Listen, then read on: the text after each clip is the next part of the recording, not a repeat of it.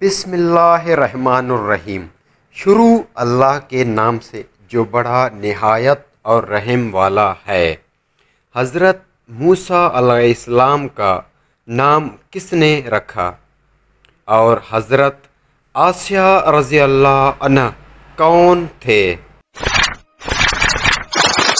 حضرت امام علاء الدین علی بن محمد خازن رحمۃ اللہ علیہ فرماتے ہیں، حضرت آسیہ رضی اللہ عنہ سے یعنی حضرت موسیٰ علیہ السلام کا نام رکھنے کے لیے کہا گیا تو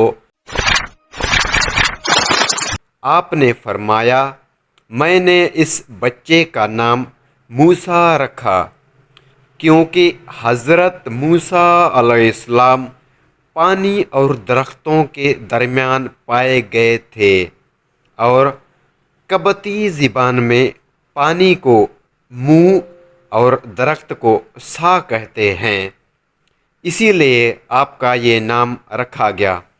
حضرت آسیہ رضی اللہ عنہ کون؟ حضرت آسیہ رضی اللہ عنہ فرعون کی بیوی تھے۔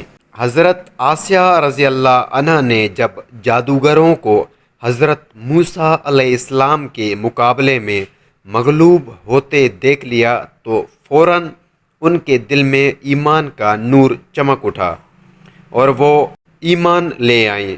جب فرعون کو خبر ہوئی تو اس ظالم نے ان پر بڑے بڑے عذاب کیے۔ بہت زیادہ مارنے کے بعد 4 کیلیں گاڑ کر حضرت آسیہ رضی اللہ عنہ کے چاروں ہاتھوں پیروں میں لوہے کی کیلیں ٹھونک کر چاروں کیلوں میں اس طرح جگڑ دیا کہ وہ ہل بھی نہیں سکتی۔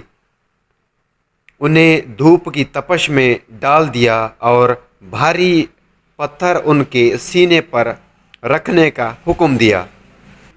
جب پتھر لایا گیا تو حضرت آسیہ رضی اللہ عنہ نے رب و کریم کی بارگاہ میں عرض کی، اے رب و کریم، میرے لیے جنت میں ایک گھر بنا دے۔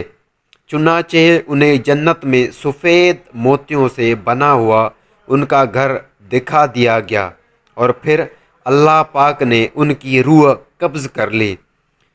جب ان کے جسم پر پتھر رکھا گیا تو ان کے جسم میں روح نہیں تھی، لہٰذا انہیں کچھ بھی درد نہیں ہوا۔